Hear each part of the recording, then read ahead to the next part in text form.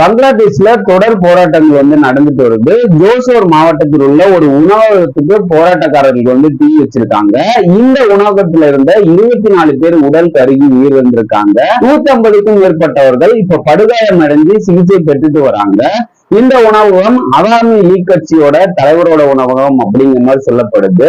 ரிசர்வேஷனுக்கு எதிராக ஸ்டார்ட் பண்ண மாணவர்களோட போராட்டம் அந்த நாட்டு பிரதமர் ஷேக் ஹசீனா பக்கம் திரும்பி ஷேக் ஹசீனா பதவி விலகணும் அப்படிங்கிற ஒரு கோரிக்கை வலுவடைஞ்சது. அதனால பங்களாதேஷ்ல கடுமையான கலவரங்கள் வெடிக்க ஆரம்பிச்சது. அரசு ப்ராப்பர்ட்டிஸ் எல்லாமே கொளுத்தப்பட்டு சூறையாடப்பட்டது. பிரதமர் ஷேக் ஹசீனா அவர்கள் பதவி விலகிட்டு அந்த நாட்டில இருந்து இப்ப இந்தியாவில தஞ்சம் புகுந்து இருந்துட்டு வராங்க. ஷெர்பூர்ல உள்ள சிறைச்சாலையில கடந்த திங்கட்கிழமை கலவரம் ஆயிருக்கு. இந்த கலவரத்துல சிறைச்சாலையில இருந்து 529 கைதிகள் தப்பி ஓடி இருக்காங்க. இப்ப அந்த கைதிகள் எல்லாம் பயங்கரமான ஆயுதங்கள் வச்சுட்டு வராங்க. இந்தியா பங்களாதேஷ் எல்லையில இருந்து 100 கிலோமீட்டர் தொலைதூரத்துல தான் இந்த சிறைச்சாலை இருக்கு.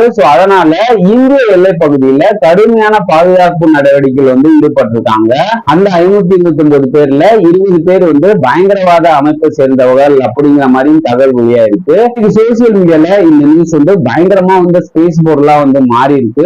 மீண்டும் ஒரு புது அப்டேட்டோட உங்களை சந்திக்கிறேன். ஓகே, பாய். உங்கள் சிஜி.